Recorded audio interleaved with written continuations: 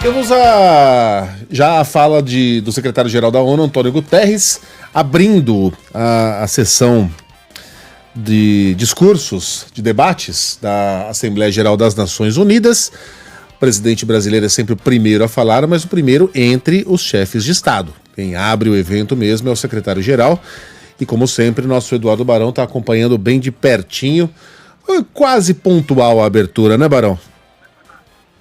Megali, quase pontual. Antes de falar, o português Antônio Guterres se encontrou com o presidente Lula nos bastidores aqui. É tradição sempre essa fala do presidente brasileiro, agora no caso Lula com Guterres. Guterres está falando e deve fazer um discurso muito duro com relação ao que a gente tem visto das guerras no momento, tanto a guerra entre Rússia e Ucrânia e os ataques que prosseguem de Israel ali na faixa de Gaza. Esse tem sido, inclusive, um principal tema dos debates, tirando a situação envolvendo Brasil e Estados Unidos, que é muito importante para o Brasil, mas a grande discussão aqui é justamente o que fazer com essas guerras, com esses ataques que prosseguem neste momento.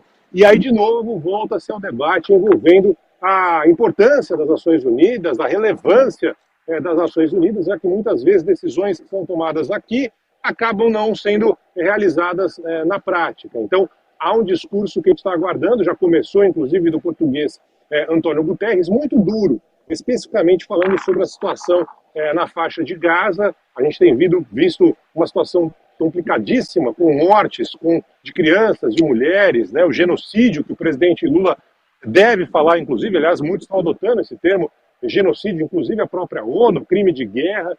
Enfim, esse tem sido o tom que a gente está acompanhando nesse início do discurso do português Antônio Guterres. E aí, logo depois, como você falou, o primeiro chefe de Estado a falar é o presidente brasileiro, o presidente Lula, que já está aqui no prédio das Nações Unidas em Nova York, chegou agora há pouco, e depois o presidente americano Donald Trump, que ainda não chegou.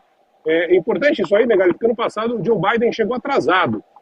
Inclusive, Lula nem se encontrou com o Biden na saída ali, nessa entrada-saída, que muita gente tem falado sobre isso, da possibilidade de um se encontrar com o outro. Então, não é certeza necessariamente que o Lula e o Trump vão se encontrar. O Trump ainda não chegou aqui no prédio da ONU, isso deve acontecer dentro de mais alguns instantes, e aí aquela dúvida, os dois vão se encontrar nos bastidores antes do Trump começar a falar por aqui, Megali.